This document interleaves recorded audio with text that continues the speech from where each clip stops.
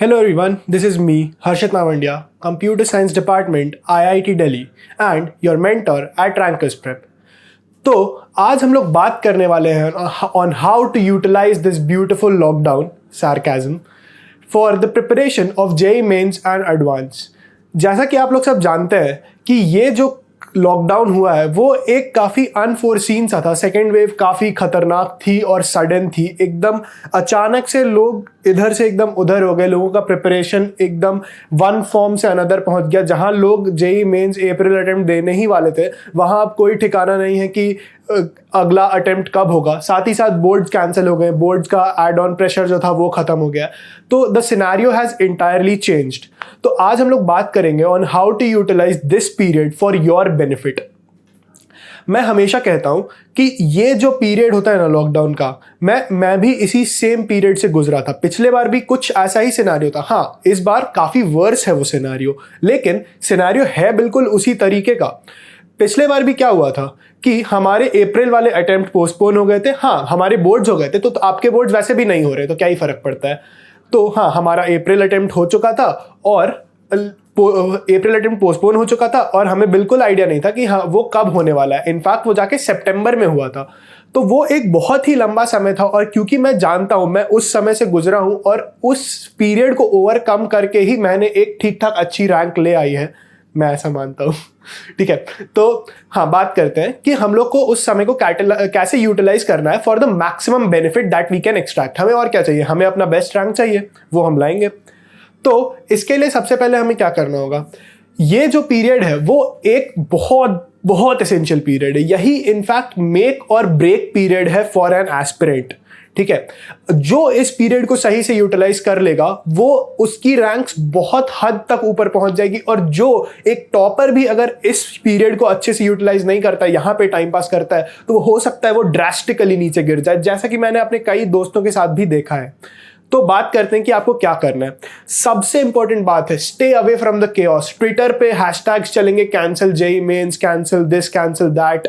ठीक है, इंस्टाग्राम पे लोग आपको कहेंगे, आपके दोस्त आपको फोन करके बकवास करेंगे, लेकिन नहीं, आपको ये सब डिस्ट्रैक्शन से दूर रहना है। हाँ, आप एक जनरल नॉलेज रखिए कि दुनिया में क्या चल रहा है, लेकिन इससे ज्यादा कुछ नहीं। You do not have to become part of that campaign. सबसे पहला बात, ठीक है, you focus on your studies, क्योंकि एग्जाम जिस दिन हो जाएगा ना, उस दिन वो नहीं पूछेगा कि कौन सा कैंपेन चल रहा था और कौन सा नहीं। ठीक है, तो एग्जाम में वो क्वेश्चन क्योंकि नहीं आने वाला है, तो उस पर बिल्कुल फोकस नहीं करना है। दूसरी बात, अगर आपका रिवीजन नहीं हुआ है तो दिस इज द पीरियड कि आप उस बैकलॉग को बहुत तेजी से कवर करें, बहुत बहुत तेजी से, बहुत एफर्ट के साथ, अगर आपका रिवीजन नहीं हुआ है। ठीक है, तो दूसरा बात, अगर आपका मतलब रिवीजन भी नहीं है, आप इनको ये भी मान सकते हैं कि आपका पोर्शन कंप्लीट नहीं हुआ है। बेसिकली आपने एक बार अच्छे से पढ़ाई नहीं की है। अगर आपका पोर्शन कंप्लीट हो गया, ये है दूसरे सेट ऑफ स्टूडेंट्स जो होते हैं, जो थोड़े आगे का बात करते हैं, टॉपर्स टाइप के स्टूडेंट्स, या फिर जो एक अच्छी खासी रैंक एक्सपेक्ट करते हैं, वो डेफिनेटली प्रिपेयर भी उसी तरीके से करते हैं। तो जिनका पोर्शन अभी हो चुका है खत्म, उन्हें भी शांत नहीं बैठना है। दे हैव टू कीप री रिवाइजिंग द स्टफ। थ्योरी बहुत इंपॉर्टेंट है, मैं बार बार कहता हूं, थ्योरी आप भूल जाओगे, आप कॉन्सेप्ट्स नहीं भूलोगे। तो थ्योरी बार बार रिवाइज करनी है आपको, दुनिया भर के क्वेश्चंस बनाने। सबसे इंपॉर्टेंट इसमें क्या आता है? Previous year questions. By the 42 और 43 years previous questions book for JEE Mains and advance, Arihant publication की अच्छी होती है। वो तीनों सब्जेक्ट की बुक आपको खत्म कर ही देनी है एनी हाउ इस पीरियड में। ठीक है, आप लोग पूछते हो कि रेलेवेंट क्या है, कौन सी बुक बनाए, कौन सा क्या बनाए। भाई, जो क्वेश्चन जेईई एडवांस में आ ही चुका है, उससे ज्यादा रेलेवेंट और क्या मिलेगा? उसे बना लो।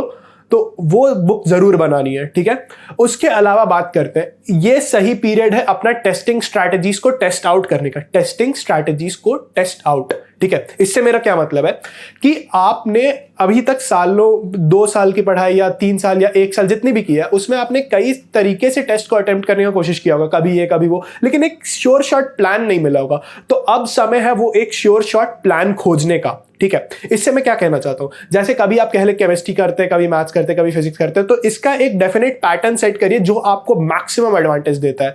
ठीक है, जेईई एडवांस में मेरा एक और एडवाइस है कि हमेशा, कुछ नहीं, आपको क्या फेवरेट सब्जेक्ट है उससे कोई मतलब नहीं, हमेशा केमिस्ट्री से शुरू करना है। नो डिस्कशंस है, क्योंकि केमिस्ट्री ऐसा सब्जेक्ट कि अगर टफ भी आ गया ना भाई तो भी 30 ही मिनट लेके जाएगा, 30 मैक्सिमम 40 मिनट। अगर लेकिन एक होशियार बच्चा है जिसकी मैथ्स बहुत तेज है, जेई IIT वाले बोलेंगे आ बेटा आ तुझे देखते हैं, ठीक है, और IIT वाले ऐसे बोलते हैं, मैं बता रहा हूँ, वो मैथ्स के ऐसे ऐसे क्वेश्चन देंगे कि AIR 1 भी अगर मैथ्स पहले करने बैठ गया ना तो वो बेचारा वहां पे रो देगा, ठीक है।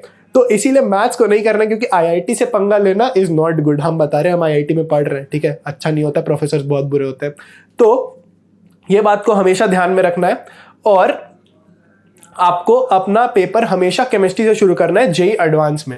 मेंस में, हाँ मेंस में it can be different. Mains में क्योंकि मैथ्स भी इतनी लेंथी नहीं होती कि वो 1 घंटे से ज्यादा टाइम ले ले, अगर आप अच्छे से बनाते हो तो मैथ्स उसमें आप अपने हिसाब से स्ट्रैटेजी सेट कीजिए। और एडवांस में लेकिन केमिस्ट्री को हमेशा टॉप पे रखिए और उसके बाद फिजिक्स या मैथ्स रखिए।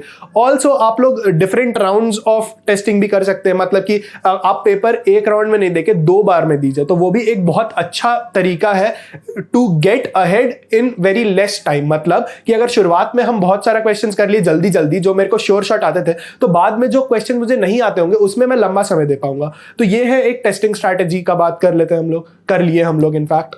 अब और क्या बचता है, मैंने 2-3 चीज बता ही दिया, रिविजन, थ्योरी, प्रैक्टिस और टेस्टिंग, यही 4 मेन सबसे इंपॉर्टेंट चीज है। हाँ, उसके अलावा ये वक्त है अपने फाइनर पॉइंट्स को एकदम स्ट्रांग बनाने का। जहां पे आप वीक थे उसको पिक कीजिए, टेस्ट का एनालिसिस अच्छे से कीजिए और उस फील्ड में भी अपने आप को बूस्ट कीजिए। यही एक छोटी छोटी चीज होती है। हो सकता है आपने अप्रैल वाले अटेम्प्ट में केमिस्ट्री इन एवरीडे लाइफ को इंपॉर्टेंस नहीं दिया होगा, क्योंकि भाई जब इतना ही नहीं हुआ है तो आगे कैसे कर लें हम।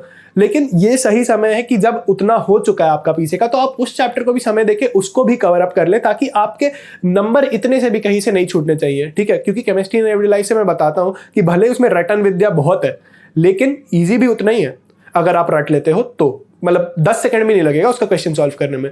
तो बेसिकली ये इस लॉकडाउन को यूटिलाइज करने का एक प्रॉपर स्कीम है, एक पैटर्न है। आप रिवाइज करो, आप practice previous year question solve करो, आप इधर उधर के भी क्वेश्चन डेफिनेटली सॉल्व करो इस पीरियड में। उसके बाद आप एग्जाम दो, एग्जाम का स्ट्रैटेजीज बनाओ और फिर उस एग्जाम का एनालिसिस करो। ये 4-5 स्टेप्स फॉलो करके ही आप अपने लिए एक परफेक्ट प्लेटफॉर्म क्रिएट कर सकते हो फाइनली जेई मेंस या जेई एडवांस देने का। तो I hope you like this video a lot, because ये वाले वीडियो में हमने काफी एसेंशियल बातें की है।